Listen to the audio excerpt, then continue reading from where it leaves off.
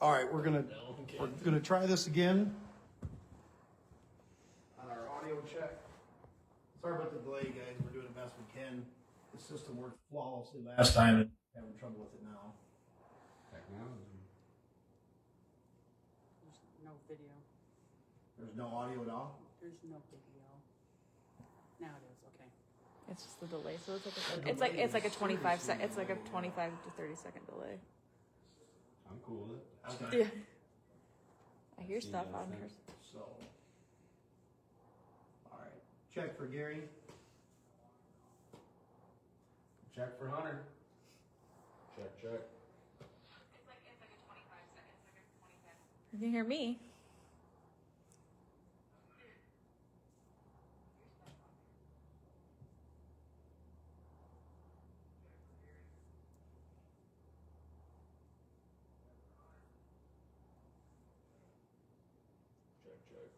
All right. Hey, sounds like we got good audio. Wow. You know, we're going to look back after this in about 10 years when we got 10 million viewers.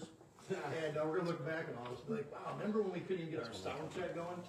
So, hey, it sounds like we're on, everybody.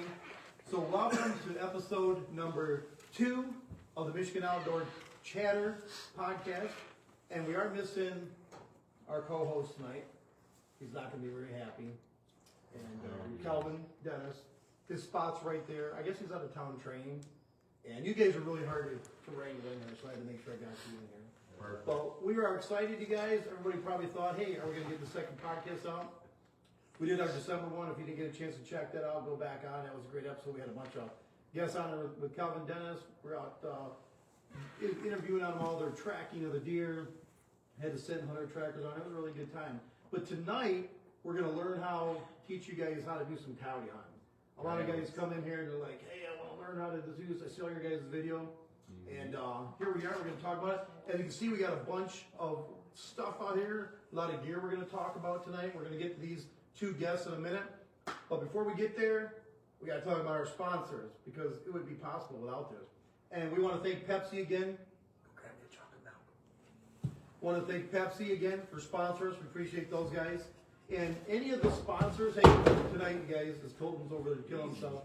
Any of the sponsors tonight, if you like, guess what, tonight, if they like this, they get automatically entered to win a case of Pepsi.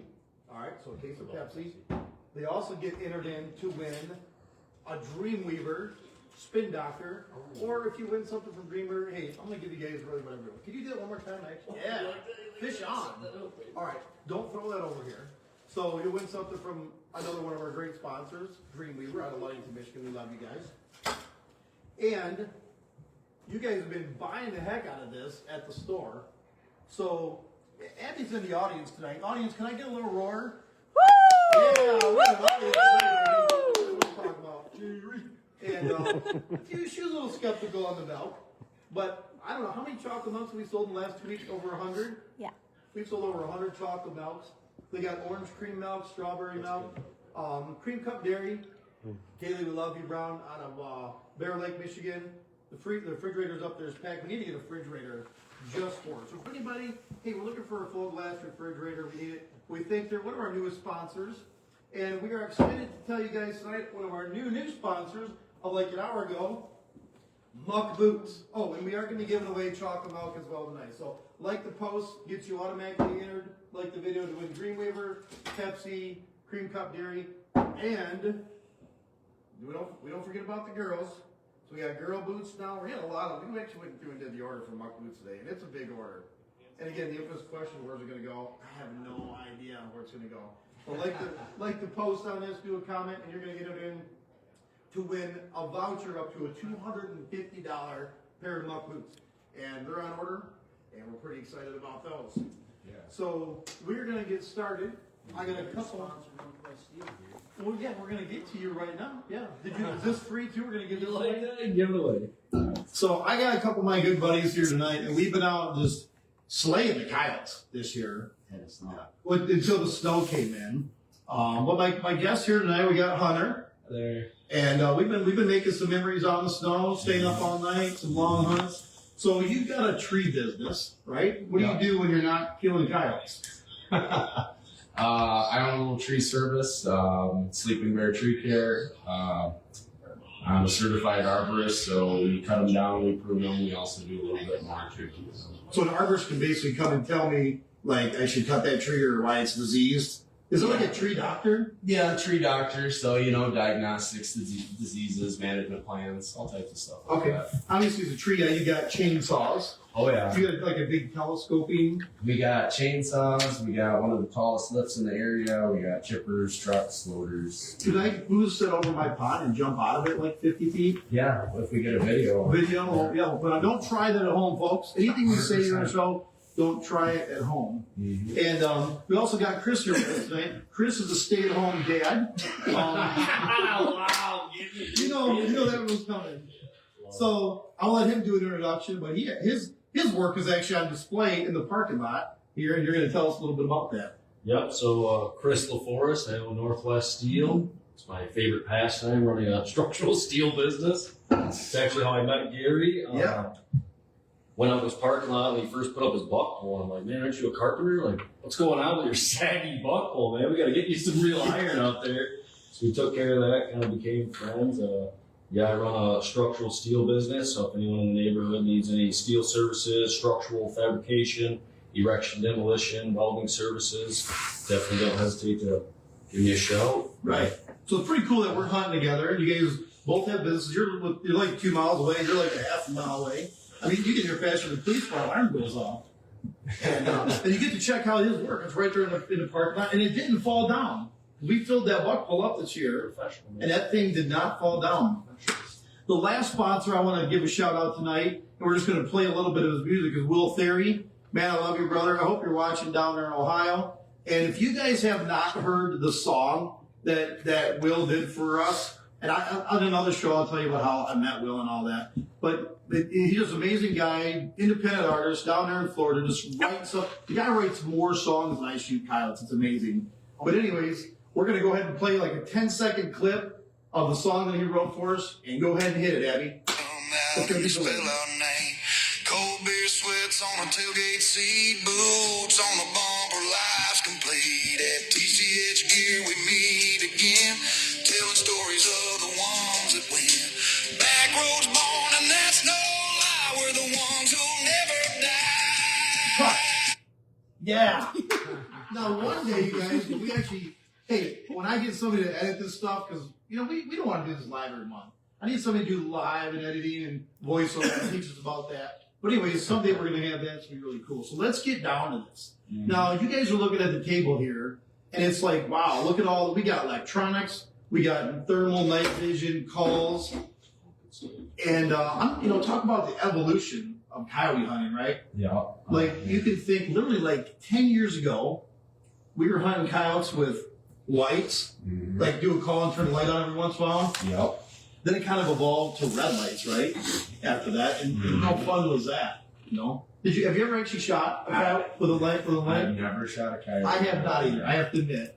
What about you? No, I was back in the day in high school. We'd go out. I was just telling Hunter this earlier. We'd go out with our 30-30 lever action, just sit out in the field, and it was like you were deer hunting.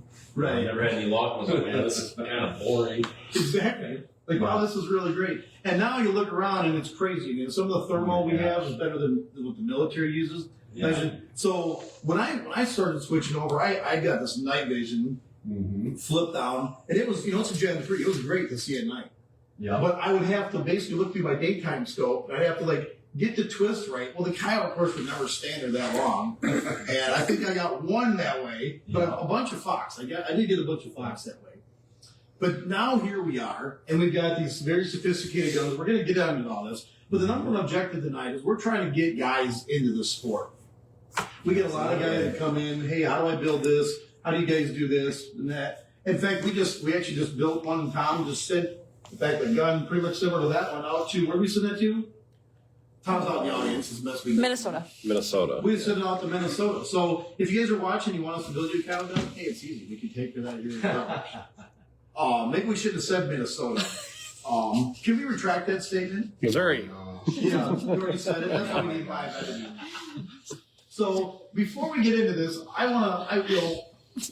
So in the world of like deer hunting, right? Like if you shoot a 10-point buck, you like call all your buddies like, man, you shot a 10-pointer, right? Yeah.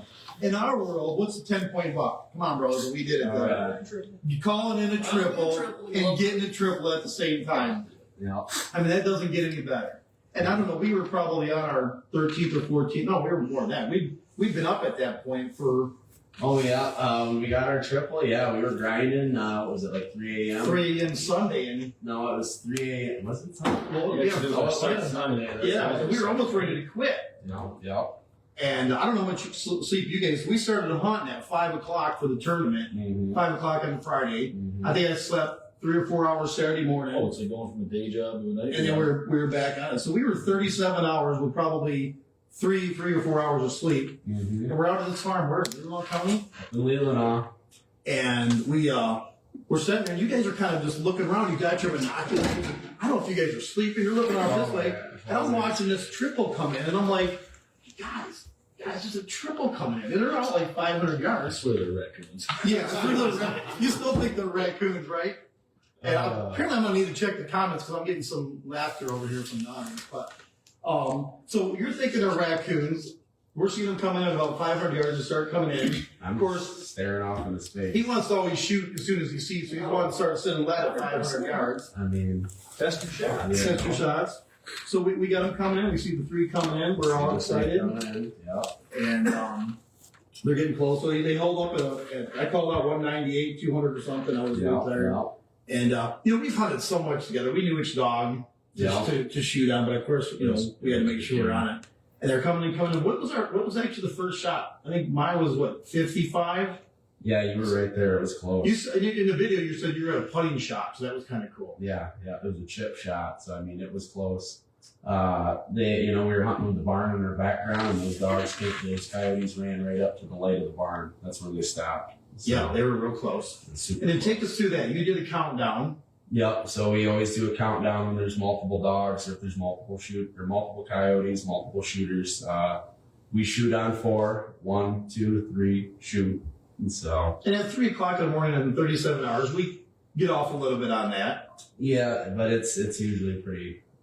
So the way we tell the story is that you and I actually shot on 3, which scared his dog, which is why he missed. Oh yeah, that's the story. But then if you guys watch the video, the pickup shot that you did, bow down to you, was really amazing. Thank you. And it wasn't, we wanted to say, hey, it was all for the show, right? But it really wasn't. Yeah. No, it wasn't. And we determined that he's running about, 250 yards out Something like that, on the rangefinder. Yeah, it was.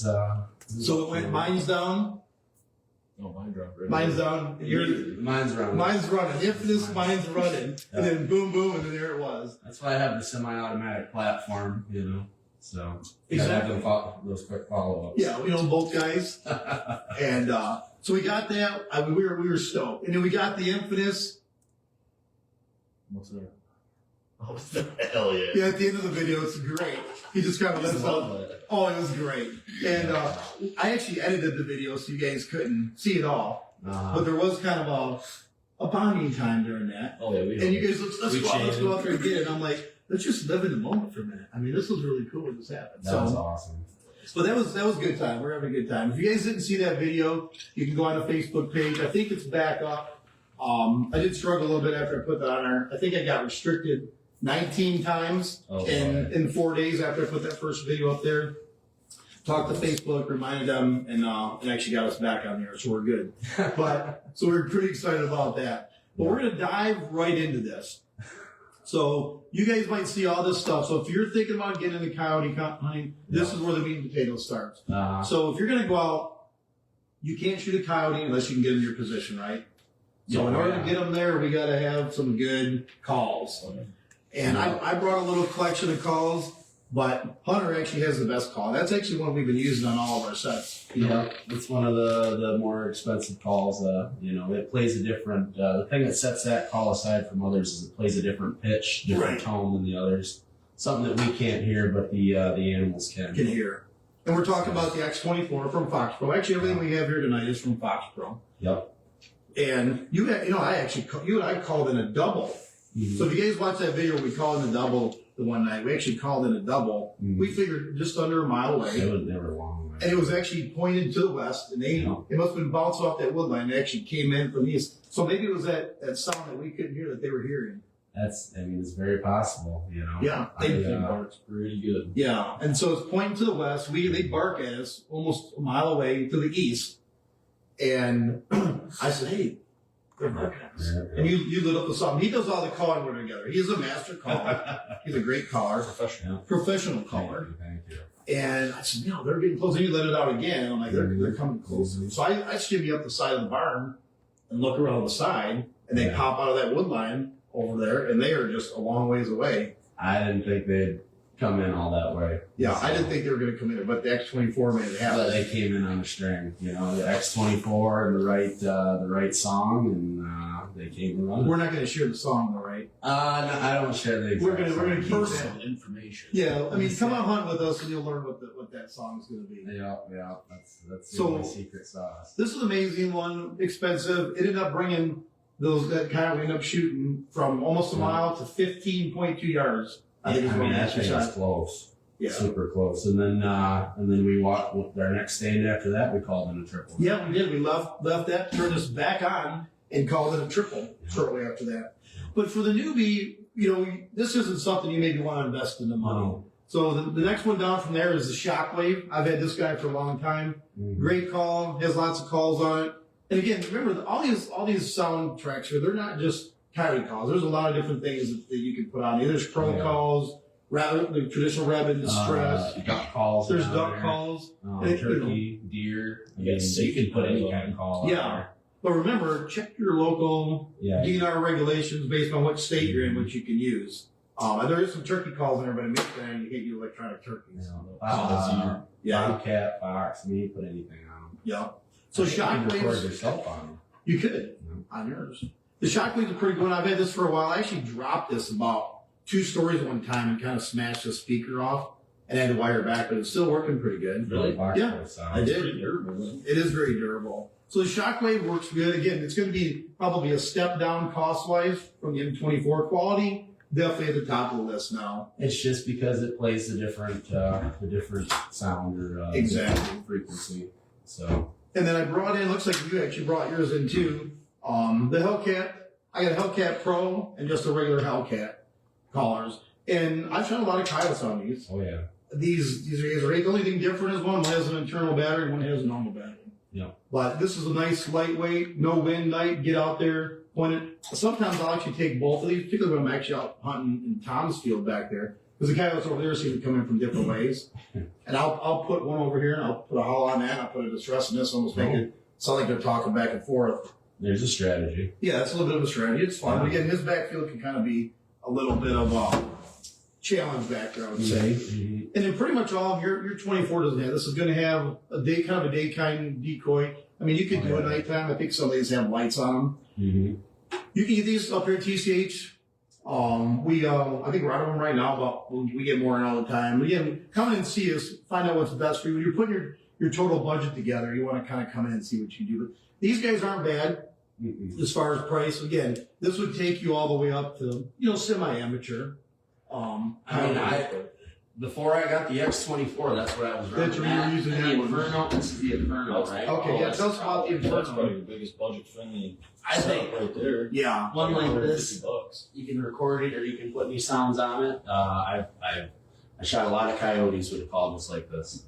So, what is that? It's about a $200 call. So, Okay. I mean, I would think that, if I was to suggest something entry level, just getting into something, if you wanted to spend an extra $1 or $2 on a call, would be something like this. It would definitely pay for itself over time. Get a guy in there. He's not breaking the bank. No, and that's just for electronic calls. There's obviously, I forgot all my hand calls, mouth calls, my diaphragm calls. Yeah, I was going to talk to you about that next. But yeah, if you're getting in, I probably would not suggest going mouth calls first, right? I'd say go electronic, kind of go, in this level to get you kind of involved in the sport and get you set up. But you were running some mouth calls when we were out. Oh yeah, the mouth calls are, I like doing that. That's what got me into coyote hunting. Yeah. With the electronic calls, it's hit the easy button. There's no real skill involved. It's, Yeah. play the rabbit and sit and wait. I've never tried electronic calls. I'm terrible with the turkey calls. You mean the diaphragm? The diaphragm, yeah. Yeah, it just doesn't do well for me. Yeah, that's Have you got them in? Can you run them? The Those turkey calls? calls. Yeah, the turkey calls. But, so, again, if you guys are looking at getting in any of these calls, come and see me at the store. I can get them ordered. Again, we'll get started with budget-friendly one yeah. and get you guys up. Because if you can't call them in, you're not going to shoot them. No. And, but once you call them in and they start showing up, you got to be able to see them, right? So the next one we move on to kind of I call our scanners, our handheld. Yeah. That's probably So- the biggest thing you need to get into the sport. Yeah, Save So- your money elsewhere, but you need to You have know, yourself an eye. you got to have yourself That's a good huge. binocular. I I think could agree with that statement. did not all of us hunt without a binocular for several years, Yes.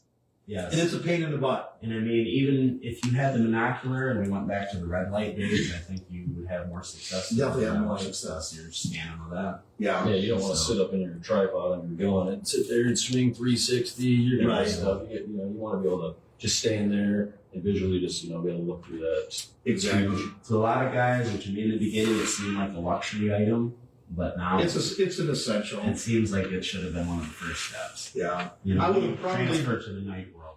After the Did you bring yours? Yes. You got yours? Okay. What are you actually running? So I'll go through and talk about each one.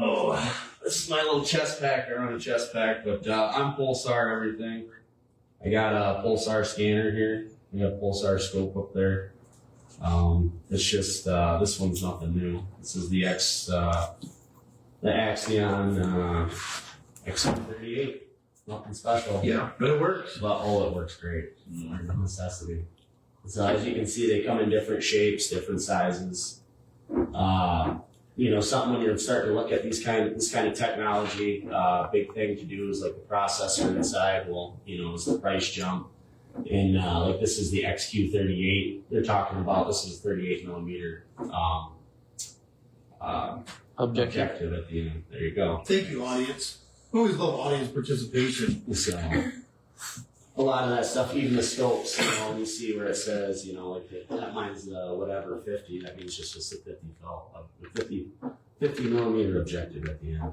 So that's something that was kind of confusing to me at the beginning. So I run an IRA, which is now Knockpicks, and yeah, this is a little bit of this is kind of their first generation one. I still use it. I love it. One of the things I like about this, of course, trying to have your rifle up and scan a look through your rifle it's tough. It fatigues your neck. You're trying to see, you can't see other different directions. So again, like you were saying, Chris, this is kind of a piece of equipment probably to pick up earlier, maybe even dial down budget on your I scope would say that's and a make you necessity. get this, because you're scanning around with this, something comes in, you're dropping this in your chest rig, and now you're moving it on your actual optic. Well, the thing is, so multi-purpose too. I mean, you can use it deer hunting. I've used it for tracking. I've used it for scouting. You can use it during the day. You can see if an intruder's hiding behind a tree in your yard at night. Yep, let the dogs out at night, them a little. I tell you, I check the chicken coop quite often with this. There you go, Abby. Are you walking out to the chicken coop with your binocular? No, I don't have one. Checking for. I have to buy one at TCH GEAR. Yeah. And walking out and checking those. But no, like you said, there's a lot of, from security standpoint, all of that, there's a lot of uses for this. I mean, I'm not going to say that I've driven down the road with the window down like this, scanning field. None of us would do that. Because that wouldn't be safe. No. Especially in the state of Michigan, that would be illegal. But there certainly is a lot of uses for this. Absolutely. The one thing what I do like about the IRA and the Knockpicks, and I don't know if this does it, but I can put this into a Wi-Fi mode and actually shoot it over to my phone. So I have propped up my phone and had this and watched my phone instead of looking through this. Sometimes when I get tired of the live fatigue, and I can do that. And I can also hit record on my, screen record on my phone, which can do that, or I can record on this and download it. So there are some of the advantages. We do sell a lot of these to PDs. I don't know what they're using them for, probably surveillance. We did donate one of these to Benton County Sheriff Department last year. And again, they're doing a lot of rural stops to get out of their car in the middle of the night. Maybe go into a domestic, and they can scan an entire wood line in about 10 seconds. I'm So telling you, you can see a mouse in the field. you can see a mouse in the field. So, Even with the least expensive or the less expensive option. right. And then what do you run for handheld, Chris? So I'm running Pulsar as well. Okay. Hunter talked me to Pulsar. He said, you know, you definitely don't want to veer away from that. They got a pretty good product, and I've been happy with it. This is the Axion 30, and I mean, man, before I bought this, you know, I was in that gun just, you know, breaking my neck, swinging around. I just stopped and just like, all right, tell me when a coyote shows up, I guess. You know? Right. You know, this So you were doing huge the necessity. optic, looking through it all the time, Oh yeah. which is a real pain. And then you go from night vision, which I got started in, and you jump into something like this, and you're like, all right, that's pretty cool. I like that. It's a game changer, man. It's a big advancement. So it was nice, you know, we all started hunting together a while back, and yeah, we were all already running these. And it's funny that we've actually never switched in out on the hunt. It's like we just kind of get our gear, we get out of the truck, and like this is mine, and we just never switch up. Which, you know, we'll have to check them out. I think we're kind of military mode when we get there. We are kind of Usually, military mode, but when we open the doors, it's like go go go. We're gonna go through that as we get to the end of that. So get your call, budget friendly call, then start talking about a binocular. Again, you can come up here and talk to anybody up in our gun department. Tom, you know, myself, really any of the guys over there. Normally we have some of these charged. Maybe we should do a before the days go on, we'll do a thermal kind of, you know, check it out kind of day where everybody can kind of come in after hours. Like get thermal outside and go outside and we kind of watch the cars go by and stuff like that. that'd be cool, especially if somebody was interested in the first thermal. Oh, Or even exactly. just looking through one. Yeah. So I got back from hunting about a year and a half ago. My son-in-law just got back from the deployment, so he was in military mode. And it'd been raining. I'd been hunting. I unfortunately had a towel on. I think I put this video on Facebook. If not, I'll re-put it on there. But he actually got me on video of this getting attacked. Yes, attacked, folks. So if you're watching, kind of pay attention to attacked by a great blue herring. Okay, those big, like, pterodactyl, old, ancient. Wasn't it? Yeah, no, that was at my house Was it? in Inland Township. Yeah. So I'm like, hey, there's something over there. It's like 11 o'clock at night. I got my Surefire headlamp on, 1,000. They're not sponsored. I'm still gonna drop a name out there. And I'm walking around the side of my pond. I put them on this and Wi-Fi screen recording to my phone. I'm like, just in case something happens. I go over, get around, and I hear something up in a tree, and I click on my light, shine up at this great blue herring that's up in this tree, and he dive bombs me. And it's all caught on video. It comes flying at me, and I just see this big old monster beak that's going to go through my eye or my hand. So I grab this towel, put it on like I'm in some kind of Italy bull riding, thing, and the thing crashes right into my towel. Really? And I get him, wrap him up, and put him right underneath my arm like Oh, the baby bird. a baby bird. Yep. And I have it all on video. It obviously couldn't be staged because they can dive bomb me out of a tree. Doesn't count unless you got it on video. It was on video, so yeah, it's all covered video. So that picked up great, and that was across the pond. Got that thing coming out of the tree, live streamed it, and preserved the video forever. Can we do that on ours? Can we live stream on ours? Never looked into that. Mine I can. I don't know about yours. My scope I can. You This can one on is there. a little bit older. Yeah. So, and you know what? You might be able to too. I just don't understand the technology. No, just wish I could. And thanks to Colton, who's in our audience tonight. He did get us hooked up with that vendor. So hopefully we'll be bringing those guys on into the store. boy. Yeah. So then you guys could probably about that time reopen up your checkbooks and upgrade some gear. Absolutely. We could do a swap day too. So we're good. We could end up doing a swap day where guys come up and like, hey, I want that, you want that, and kind of trade them. So again, so monocular scanner, whatever you want to call it, Yeah. critical piece of equipment. I would say once I started using the scanner, which is probably been around 8 years now, Mhm. I would say my coyote percentage, the time versus hour out there, skyrocketed. 100%. And my neck started feeling a lot better as well. Well, I think what's going on when you don't have this kind of technology is you're probably calling more coyotes in and predators in than you think you Yeah. are. You're just not seeing You're just them. not seeing them. Exactly. And I think that's the problem when we go back to, the red light days. We're probably calling way more in than what And we're just seeing. not seeing them. So 'Cause, like you said, when you're talking about the triple story, we're all standing there and I'm, yeah. all of us have thermal and they're running across Yeah. the field at us and still not seeing them. Yeah, there's no woods. There's 500 yards are coming in. So White dots against a black background, and there's 3 of us. how many times did that happen with a red light? Right. Well, that one we got the first night there on Friday night we all hunted together. Oh, yeah. That popped out, about 100 yards in front of us. I'm scanning over to the right, and you tapping on the shoulder like Gary, and you're pointing over left, and there he's standing there, and I'm seeing him.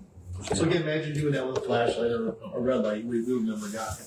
Yeah. So call, very important. Yeah. Handheld scanner, very important. For night hunting. For night hunting. Yeah. Exactly. 100%. I don't do, I guess I think you can't, but I don't do a lot of daytime hunting. We've never day hunted. Well, I guess maybe one of our last stands Yeah. or somebody missed. That was almost a daytime scan. Almost. You know? So yes, I did miss you guys during the tournament. I did. I wasn't the only one who missed. Exactly. But somebody actually did an amazing follow-up shot in Gothers. But I did find out later that my gun was shooting low. Mm-hmm. And then shortly after we missed that one, was it before or after that we thought we were going to get eaten by those dogs? That was after. That was the last one. That was the last. That was the last That's one. when you missed. Yeah. And then the lady let her big dogs out. Mm-hmm. And we were kind of wondering what was going to happen there as we were heading back to our cars. So, unfortunately, it didn't happen. We got to go back and get that one. Yeah. So, once you call them in, once you got your scanner and you see them, now you're going to try and get on target, right? Mm-hmm. And that's when we're going to go into more of our thermal optic at that time. I'll start over on mine. Tom, can you see mine up there decently? Is it in the camera? Yeah. Okay. So, you guys have seen my videos on Facebook page. All the videos that I have on our page, in the last 45 days, those have all come from off of which is actually, again, they changed the name. That's the IRA RH50R. The R just stands for, it's got a rangefinder, which has really come in really handy when we're all hunting together. Yep. At this point, I would not do anything different with that optic. I love that optic. I love the clarity of it. I can record. I can go to standby mode, so it saves my battery all night. And the recording is easy. I mean, you guys get done, like, did you record that? I'm like, yeah, it's an easy click on it. Mm-hmm. So again, I wouldn't suggest starting out. Tom, what's that one retailing for right now?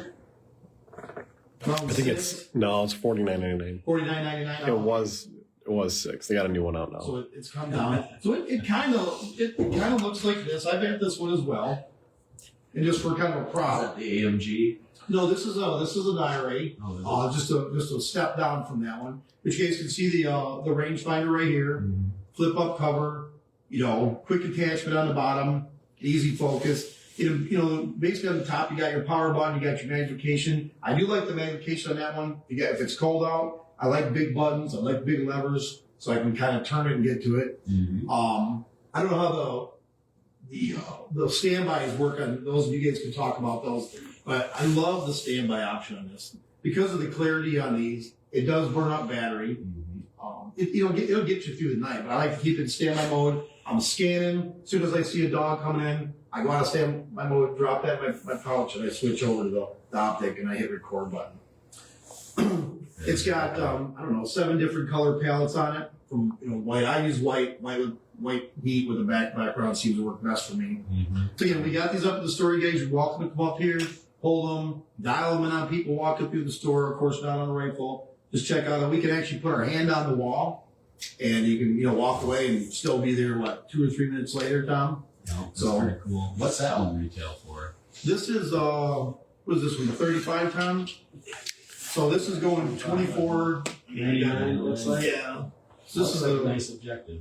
yeah. So now with that, what do you know about, it's a quick release. So can't you mount that to your rifle, sight it in, and then instead of going binocular, quick release that, use that as a hand scanner, so you're kind of getting, the best bang. You could. I don't know how. I'd have to check it, trust it to put it back on. I've seen you guys shoot, so I would probably. I don't know if I would go that late. Some guys do it though, and that is Yeah. the purpose for it. It is the purpose for it. Not only just interchange it through rifles, but use it as. You're a good That shot. could be a pain though, sitting there trying to struggle, put it You back could, you drop it could, Yeah. but I mean, if you wanted, if you could only afford, or just wanted to go with one option, budget friendly. And I've shot a lot of coyotes with this. My middle son Jonathan runs this one on his optic. I actually have this on another setup exactly like that, but with this scope, and I'm really happy with it. Again, I wouldn't change. I wouldn't say the clarity is that much better. It still has all the features.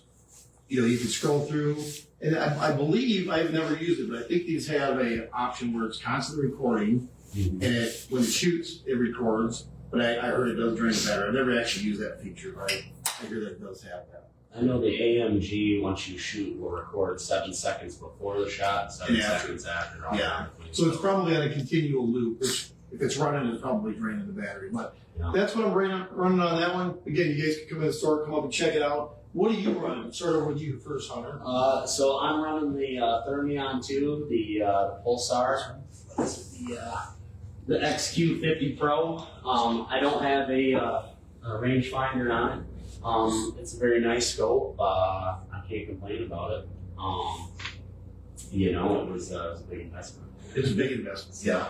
I think that one was $3,800 I paid for that one. When you first got that was how long ago? That was 2 years ago, so Okay. you can get that one a little bit cheaper nowadays. Yeah, I mean they change as fast as the computers change. Yeah, all the time. 2 or 3 a season are coming out or a year. So Right. And then what are you running? So I went with your basic budget-friendly option because Right. I like to save money. Yeah, well that's why we have you on the show. 'Cause we wanted this stuff and then the intro. I would say my setup is about as budget-friendly, as cheap as you can really get a good setup. Man, I spent my money mainly on my hand scanner. Obviously, I bought this tripod. But as far as my scope, I'm running a Sig Rays 4K Max. It was like a $500 scope. Mhm. I ran it through Hunter's setup, and I loved it. Definitely for the price point. I was like, yeah, this is a nice setup. It's got all the options, record, and all that good stuff. Right. And the only difference I did was I upgraded my IR light. So that was a huge game changer. You get those lumens coming through that scope. Yeah. I think the scope that it comes with is like a 500 lumen light. And I went and bought the best one you could buy. So I definitely spent some money on the IR light, but that's 1,000 lumens. And man, you can see that, up to 1,000 yards with it, no problem. Yeah. But you gotta pay attention. If you're running night vision, you really gotta dial that light down and pay attention with how that light does, or how that light's shining out in those fields. Because if you hit a dog in the eyes, we've seen it multiple times. You can, Okay. will deter them. It does, yeah. And they say they can't see the light, but when you're running something as bright as this setup, I mean, Oh, after you shoot, they're going to see the light. yeah, you would think. After you shoot, you're actually a good shot. All the folks I take with you, especially with the equipment that you're using, yeah. That's pretty good but stuff. you get a great shot. So, do you know the major difference between thermal and night vision? Can you touch on that for 2 seconds? Touch away on it. Yeah, I've got both. I was just gonna say, thermal picks up the heat signature, and your night vision picks up. That's why Chris has the flashlight on there. So that's just a night vision camera that's picking up an invisible light. So that scope can only see what that flashlight can see. So think about it. If you're in a snowstorm or something, you got a flashlight, you can only see as far as a flashlight. It's the same thing with that. Get backsplash off of little weeds and stuff. In front of you, yeah. In front of you. So, And your biggest thing, if you're a rookie getting into this, spend your money on something quality as far as thermal goes, if that's the option you want to go is a thermal, because we've seen it numerous times hunting with guys with thermal, guys with night vision. I can clearly see what I'm aiming at. I can tell it's a bobcat. I can tell it's a house dog. If you're running a thermal that's got a little bit of static or something, you might end up shooting something you're not supposed to shoot because you're picking up a heat signature and you're not actually, you can't tell what the objective is, what the animal might actually be. All dogs, dogs and coyotes are pretty similar to That's a good point. Yeah. So pay attention to that. I would say yes. Make sure you identify your target before you pull the trigger. And I would say probably most of the guys that are out there coyote hunting nowadays, I would say a small percentage of running true night vision now. I mean, I don't know anybody that we ran into the tournament or when we're out there that's not using some high grade thermal now. I mean, it's pretty standard. I would say that most guys are running thermal nowadays. I could never go back to night vision. I couldn't see the advantage of going back to it. That's huge. We touched in the beginning of this about how much stuff has changed in advance. When we have started with this stuff, every thermal was $5,000 plus. Yeah. Now you can buy a thermal scope for what, $1,000 or $1,200. Yeah. We got a couple other ones here we'll touch on as well. You mentioned an interesting point about house dogs. So, for a yeller. yeah. Well, let's talk about that for a minute, 'cause I've got that question a couple of times on Facebook, and people have asked me before, like when you're out there hunting, how do you know if it's not a house dog? Now, I will tell you, 15 years of coyote hunting with night vision, with lights in the thermal, I have honestly never called in a domestic dog that I can say that I knew. And I'm pretty certain when I see them. I've never shot one, But I go home and tell my wife about my hunts pretty much every night. I've seen domesticated cats that have come in, but I've actually never had like a dog, like a beagle come running out. Colton's in our audience tonight. Colton, have you ever called in or had a non? I've not called in a domestic dog. Yeah. Yeah, he wants to. No, I am not. Very blunt. No, I haven't seen it, but we pulled the trigger and called the farmer and asked if his dog was inside. Oh. Don't say Yeah, cut that part out. That was, guys, that was for entertainment purposes only. Tyler, your dog. You know, I learned something. I learned something about it today. I said, I can't find you on Facebook. I want to tag you. He says, well, I'm under Chris Topher, you know. And I'm like, what is Topher? We come to find out his name's Christopher. And then the Topher was just the guy that cut off things. So that was pretty interesting. Oh, I never. You know, I learned that about him the other day when I was trying to tag him. Where are you at? Where are you at? But yeah, I've never called one in. Have you called one in? Don't share any real details like he did if you have. No, I've never called in a dog, but I have called in a cat. Like Yeah. I said. Yeah, So same it seems with me. like curiosity gets the cat more than the dog.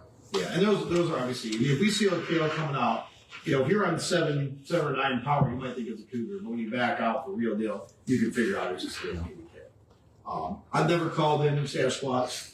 I've looked for them before. I can't even remember the last time I seen a bear on thermal. We called in a bear a few years ago. You know, it happens. It happens. Bobcat, I seem to be like the Bobcat whisperer. Yeah, a lot of cat curiosity. It's Yeah. the cat. And they're I don't know what your guys' experience, when they come in, they just seem to come in and sit down and just stare at the call. Pretty consistent. So, Mhm. but again, so we're going to get back on that. We've talked about the calls, we talked about the thermal, we talked about the optics. Now let's go through our guns. Because again, once you get them called in, once you see them, and you got them in your scope, you got to be able to shoot them. So we'll kind of run through those. So I'm running a Tika over here. It's fully Cerakoted. It's super varmint. It's very lightweight. It's a 22-250 bolt action. I'm a bolt guy. I long range competitively shoot. I use bolt. I shoot at nighttime with bolt. I deer hunt with bolt.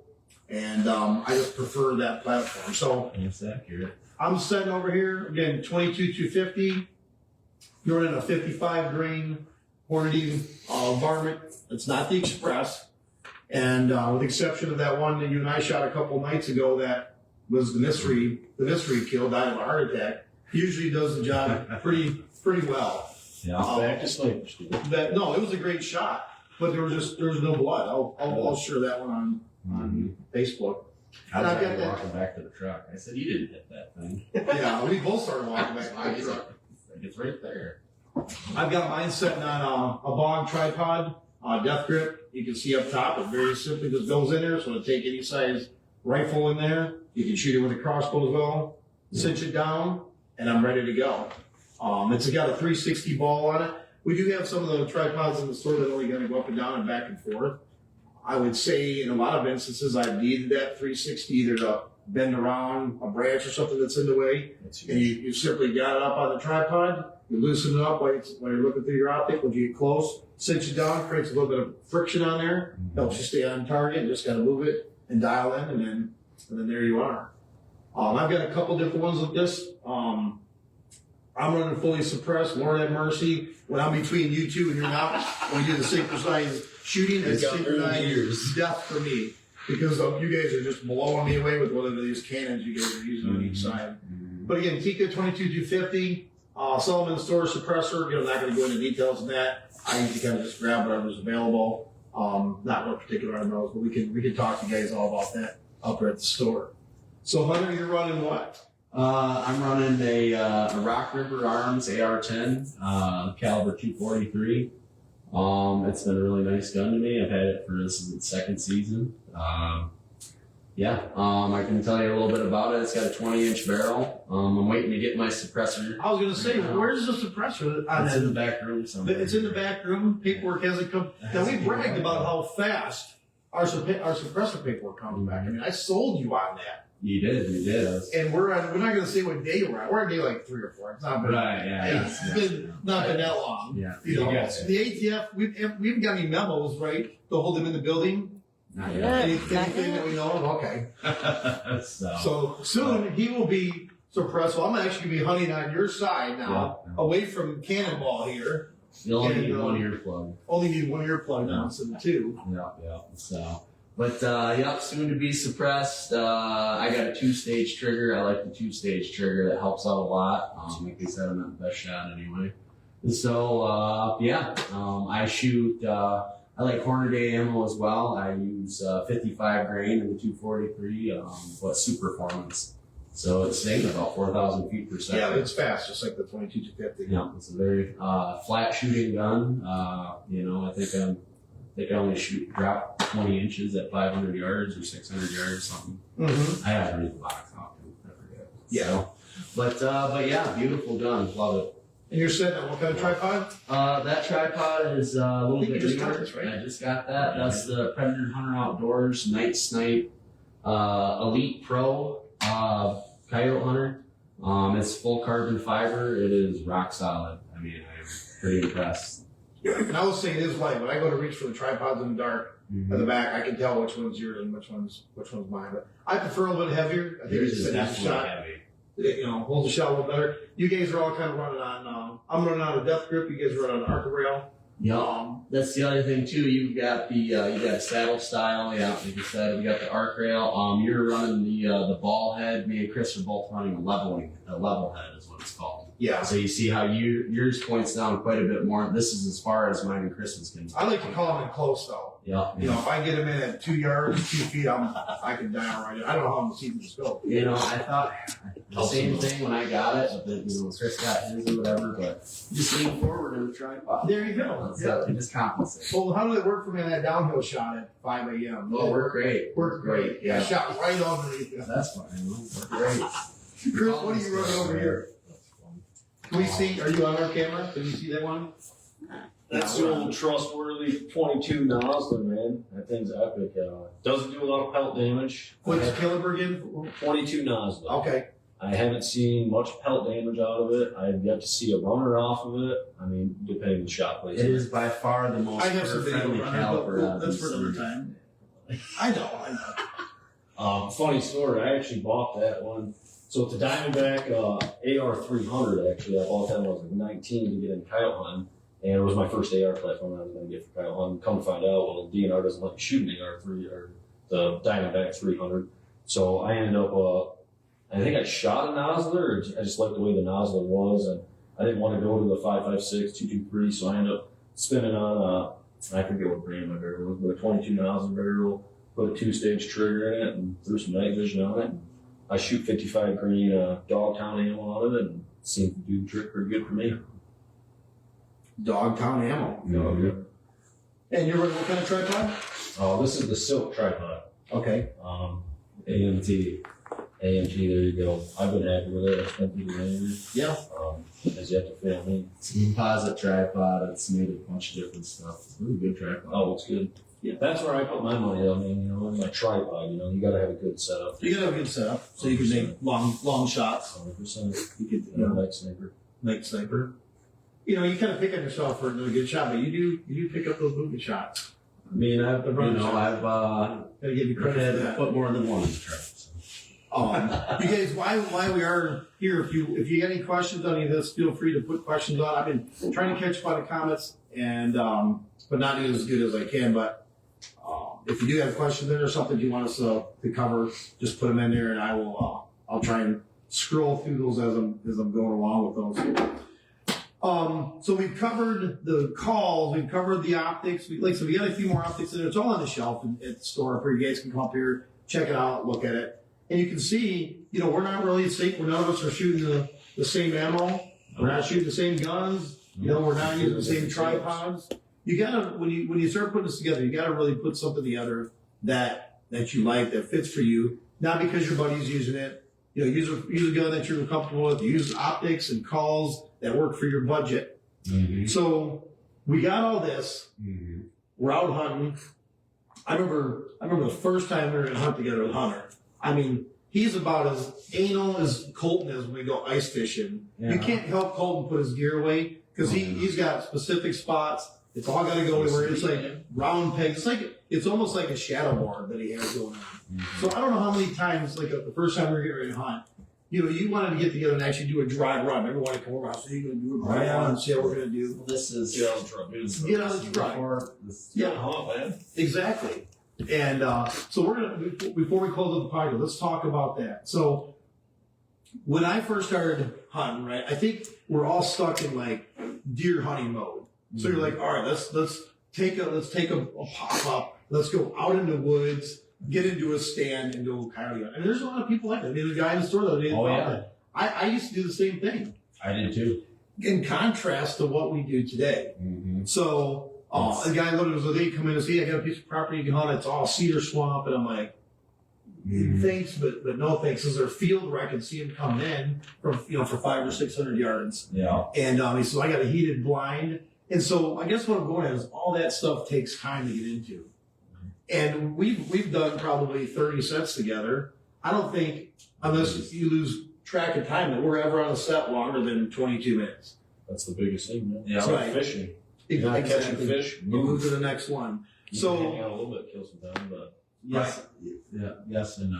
Time is a variable. time is a variable, but when we're hunting together, we're moving pretty fast. I like to keep it to 20, 25 minutes per set. Yeah, Per calling sequence. per calling sequence. Same with me. So I think this is kind of one of the most important things. If anybody's going to grasp up on the show, it's kind of what we're going to talk about here for the next 5 or 6 minutes. So we're going to kind of drive them through exactly what we do. So we're in a truck, we're driving, we're on our way. Yep. When we hunt all together, we pretty much have a route ready to go. Yep. I know when you and I go General together, idea. we got 4 or 5 spots we're going to get. If we're doing an all-night hunt, we're going to catch about 13 different sets. So we're driving our truck, we pull up to our set. And contrary to popular belief, we're not pulling up a half a mile away and walking to our sites, you guys. That's not what we do in the coyote hunting world. Not anymore. Not anymore. We will literally pull up, get out of the car. Same thing when Cole and I hunt together. And the most we're going to walk is how far? go 10 feet if you want. I mean, you're 10 feet, 15 feet. Go down, down. No, this is a family show. No. So, Yeah, I mean, minimum distance, wherever you feel comfortable. Don't spend a lot of time. Don't overthink it. yeah. Coyotes are smart, but don't overthink it, I think all of us have basically rolled up in our trucks, got out. I've shot a lot of coyotes, and I'll be honest with literally my coffee sitting on the truck bed. I run my Ranger during the summertime out behind my house, and the fall hunts back there. That was the biggest thing he was concerned about. How far do we have to walk? Right, because when we first started hunting together, you don't know how many attack is, but I mean, I'll literally get on my Ranger, I pull my stuff out, I'll set it. I'll actually have my sleep, my flashlight set on the Ranger. We just don't go far. So I want to kind of just dispel that myth, you guys. If you're out there hunting, this is not like deer hunting. This isn't parking your truck 20 miles away and humping in. We're getting out of our trucks. We are basically at the most walking 50 to 60 yards, and which you're with Colton, usually go about 100, 150. Yeah. And we're getting out there, we're putting the call up. We like to put the call up in a certain way, sure that. So you always want to be downwind of the call, or that's the that's the prime objective anyway. Be downwind, so that way, because any kind of any coyote or predator or any kind of big buck will always try to get your wind. So he's going to come downwind of that sound. So you want to set yourself in a position where you think that coyote or that predator is going to swing downwind to confirm with his nose what he's hearing from that call. Right. So Wow, that was really Spoken like a that was professional. really good. I don't know how to follow up with that. he's getting Yeah, that was really good. But anyways, so yeah, so we're gonna get out of the truck. Yeah. We go to the truck, we pop the trunk, we're loading, Yeah. make sure safeties are on. We're carrying fully like this. So that kind of sets up exactly how we're carrying. We're not carrying tripods and rifles into the field. No, It's on the it's shoulder. like that. We put it on the shoulder, guns pointed down, Yeah. safeties are on, and we're heading out into the field, parked on the road. Again, maximum distance, 50, 60 yards away. We're gonna go put that call out about 50 yards away from us at the most. If the snow is really deep, 2 feet. Yeah, I mean, you can set it right next to you. You can set it. The best thing is out to be downwind. Yeah, set to it get about to 50 yards. I mean, those calls, I think they have like a 300-yard range on it. So I mean, you could get as crazy with as you the want remotes. with it. Yeah. So, But I mean, I've hunted with you guys enough in cold. We don't put them out that far. I like to spend as minimal effort as possible, walking, setting the call. you Right. know. So kind of put it in perspective between the 2 triples we called in and the double you and I called in. We probably walked less than 100 yards, all those combined. Oh yeah. The second triple, we were 10 feet from the truck. Yeah. We had to hide behind a John Deere tractor because the guy's automatic lights on his pole weren't coming on. So Yeah. we had to get out of The motion. the motion sensor there. You know, so there you go. There's another thing. We pull up at night. We're setting off the motion light 10 different times before we even start calling. Yeah, and calling a triple at 60, 70 yards away Yeah. within probably the first 8 minutes. Yeah. So again, you don't have to go far away. The call doesn't have to be far away. We're not getting into deer stands. No. We're not going deep into the woods. We're finding open areas where we can see a long ways, get the call so we can stretch out the vocals on it and get it out there. And then once we're set up, we're pretty close. We're all hunting together. We try and get pretty much this close. about this close together. We all want to be able to Safe. maintain contact, you know, and not be yelling at each other or something's Be able coming. to hear each other. Yeah, but not enough to go on and audible and scare something out there. But again, if you're by yourself, try not to silhouette yourself. You know, if you're all in black, don't stand against a black, you know, a white pole barn or vice versa. Yeah. Don't go to your first set with snow camel on and stand against a dark colored pole barn. Yeah. And I'd say, speaking of sets gear, you know, before you go invest all your money and all this cool stuff to get yourself into coyote hunting, I'd say a huge thing you need to do getting into this sport is you need to go door knock. Because the last thing you want to do is put all this money and you have 2 spots to hunt and you keep burning those spots and you burn them up and then you're like, man, what's going on? I'm not seeing coyotes.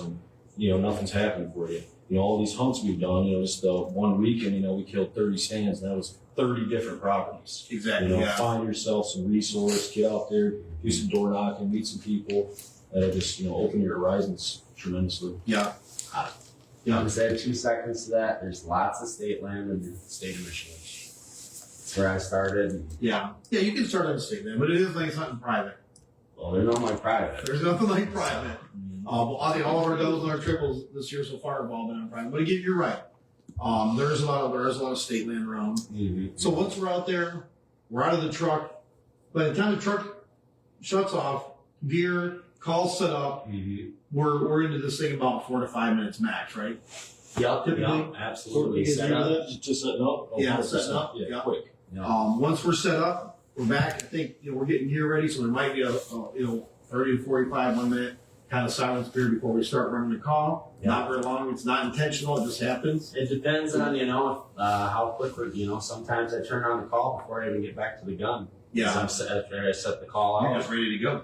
Yeah. Well, I mean, if we're trying to get to the next stand or trying to make things happen, yeah. It's about 30 minutes from opening the door to shut getting it back and in driving the car. somewhere else. Yeah, pretty much. And all of these, you have timers on you guys. So once you turn on your call, there's a timer up the top so you can see how long you've been on set. Mhm. So the time we hit that first sound, again, we talked about it a minute ago, 25 minutes tops. Yep. And we're saying that to, kind of being speed. We were doing a tournament and Yeah. whatever, but don't that's deter not- yourself at No. 25 minutes. You need to book it.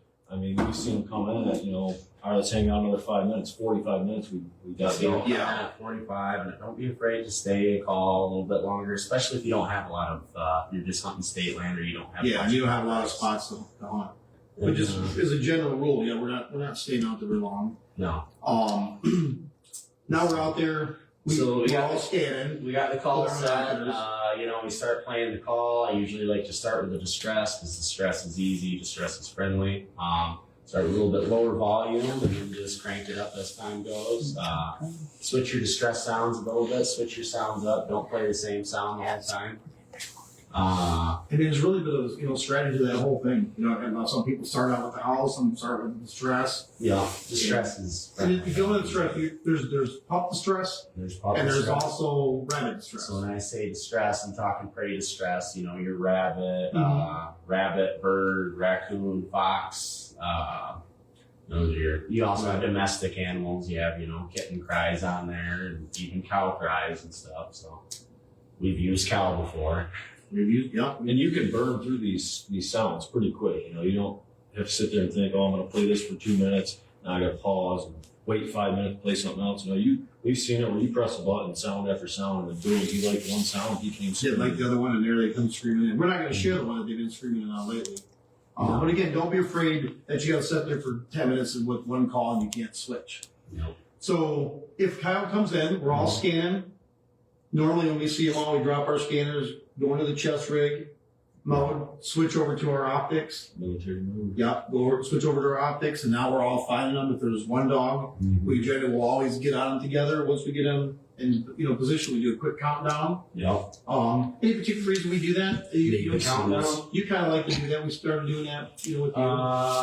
It's just something that was taught to me by, something I started with the night vision thing. And, Okay. I mean, I don't know. It's just good. Let's get, whether we got multiple dogs or multiple shooters, let's let everybody fire away, Yeah. I was really arrested. Really? I didn't Takes know. him a second. I didn't really know if it was that. If it was Louder. like I didn't want to. If it was, if I'm the one who had a shot, I missed. More pressure on me. Colton and I should probably start doing that as well. No, that's huge. When we go out there, we'll do a countdown. So we're both If you're shooting. hunting with buddies, that's huge. You're all in sync. Yeah, I agree. Especially if you're hunting to take care of a problem on a farm or you're in a tournament. Yeah. That just increases your odds to actually take down that animal. You don't want to wound an animal. You want your best chance to knock him down. And we do good in sync. I mean, some of our shots sound like they're just one shot. Yeah, So we are doing real well on that. We hunt with a few other guys, and it's, right on too. Yeah. So if nothing comes in, basically we grab our gear, we're back to the truck, and on to the next set. See ya. If we're hunting all night, say an 8 or 9 hour night, we're going to hit 10 or 12 sets. That's going to be pretty normal for us. The goal's a dozen sets in it. Whether we hit that or not, that's the goal. If we're hunting the whole night. Well, you and I kind of been going out, for 2 hours, so we're hitting 4 or 5 If we're sets. having fun, I'm good with just a 2 or 3 stay a night. Yeah. Depends on what night it is. Got to work tomorrow. Exactly. Well, good deal, guys. We are at just about an hour, Perfect. and we're trying to keep it down. We got a little bit of a late start, so we went a little later over, so kind of a 7:10 to 8:10. It's all right. And no, I don't think anybody would mind. I surely mind. It's always fun to sit down and talk and chat with you guys. Again, Coyotes. yeah, I think we've covered everything. Again, if you guys are, if you're in the video and you're wanting to get in this, you're going to watch this later, and you need any more information on all this stuff, hey, just message me on Facebook. Mm-hmm. You can reach out to me on Facebook. Our text line is on there as well. Come into the store, find out what days I'm going to be here, and I'm happy to sit down and talk to you about. Colton, works over in the fishing department. He doesn't have any more knowledge of coyote hunting or me or less than I do, so he can answer all your questions. He's when I go out, I let him call, and so he's he knows a lot about it. He's a little hurt that he wasn't going to be on the show tonight, and he's in the audience. Introduce yourself. But he'll The man himself. he'll get over. The last time we had him on a video, he kind of went stone statue on us. So I just didn't know how he was going to do for that. I love talking about it right now, where he doesn't feel like he could defend himself. But we talked about the calls, you guys. Again, come in if you want this. We'll get it ordered. It doesn't take very long to get it in. We got all the thermal in here for you guys. We got the tripods. We got the firearms. We got the optics. If you guys want to reach out, yeah, it's really hot over here. A lot of hot air over here. If you guys want to reach out and say, hey, did you ever take me out? Put it on Facebook. I'll put your name on the list. I'm not saying that we wouldn't take you out there. I mean, we're going to run you through some safety stuff first. You better have some property. You better have some property. If you want to hunt with us, you need to bring at least 3 private properties, right? But we're not opposed to that.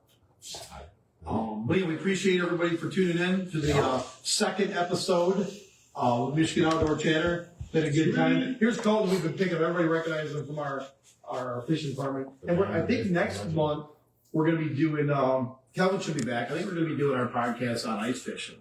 So we've got the interlock nest coming up February 14th and 15th. $20 to register, right, you guys? $20 a species. And you don't have to be a Northwest Michigan Fishing Club member to be in that one. And then this Saturday, we've got the veteran fishing out on Betsy Bay. How'd you guys do it? We talk about that's for another show. So much content. We'll talk about that at another show. But again, if you guys aren't doing anything and you want to help out with the veterans fish Saturday morning, volunteers are at 7 o'clock, and we're going to start showing them the guys out on the 8 to their shanties around 8 o'clock. On Betsy Bay. On Betsy Bay. Right. Absolutely. Going to be a good time in Frankfurt. Yeah. If you guys are out there ice fishing, be careful, check the ice. It is getting thick out there in different spots. We'll take all the smelt. If you're getting them on Green Lake or Crystal Lake and you don't want the smelt, I'm more than happy to take them all. But again, we appreciate you guys for stopping in, watching the video. Again, thanks for all of our sponsors. Dreamweaver out of Ludington, we love you guys. Cream Cup Dairy out of Bear Lake, thank you guys very much. Our new sponsor, Muck Boots. Again, if you're liking the episode, you guys are going to get entered in to win all of this. We're going to give away a chocolate milk. We're giving away some Dreamweaver. Giving away up to $250. We'll give you a cold one fresh We'll give out you of a the cold one, yeah. refrigerator. We've been editing and put it in, so it's still fresh. They'll just give you that one, yeah. Yeah. And again, thanks, Will Theory. We love your brother down there in Ohio. Thanks for writing that song for me. And Pepsi, again, thank you guys. You've been a sponsor since we started our podcast. That sounds kind of fancy. It's our second one, but way back when we started our podcast last Back month. in the It sounds day. very fancy. I remember So, that. Tom, this is your cue to get ready to stop the video. We thank you guys, and I'll be ready to tune in for episode 3 later on in February. Thank you.